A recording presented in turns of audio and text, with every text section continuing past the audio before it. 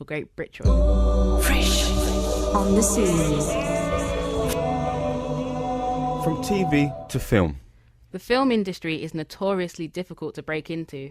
Miles caught up with Anthony Vander, a filmmaker from London, to hear about how he got started in the industry and where it has led him. I first started out doing a lot of drama classes and I trained at a drama school called Drama Centre London. So I do acting as well. I'm an actor and a director, and I do some writing.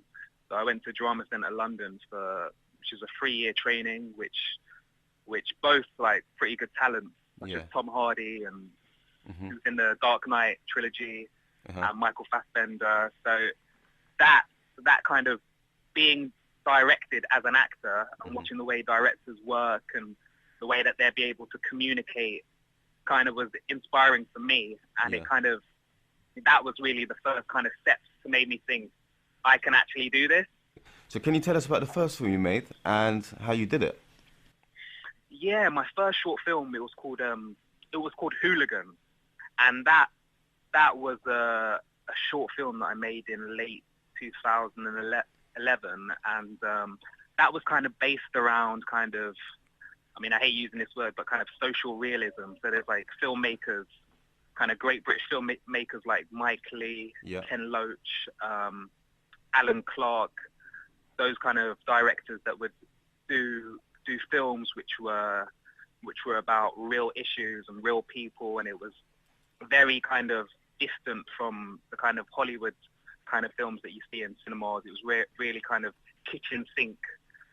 I'm really kind of interested about kind of anti-heroes and people that do wrong and then they're trying to find their path to redemption, or seeing kind of that kind of character arc. Your first short film, Hooligan, was nominated at Cannes Film Festival last year. Yeah. I mean, how did that feel? Yeah, it was just like an incredible moment, and it's helped me in so many ways to kind of get my foot in the door with kind of meeting producers and trying to open up a network because I mean, filmmaking and kind of directing, the kind of film industry, it's tough. I mean, you're not operating on a studio level or Hollywood level, and you're on an independent level, which is, there's not as much money. Half of the time, sometimes some of your cast or crew are doing it for free. For free, You are basically doing it for free, so you've got to be more creative, and that's how a lot of filmmakers started out. Like, not a lot of people know that Chris Nolan, who did all the Batman films, like he directed that every weekend. That film cost like $7,000, which is about £5,000. So like a lot of people don't know about this, and now you see these guys now, they're making like huge studio films. But I think it's really important to find out where the kind of director or the actor, where they come from, so then you can kind of see where they're at now. So what advice would you give to any aspiring filmmakers out there?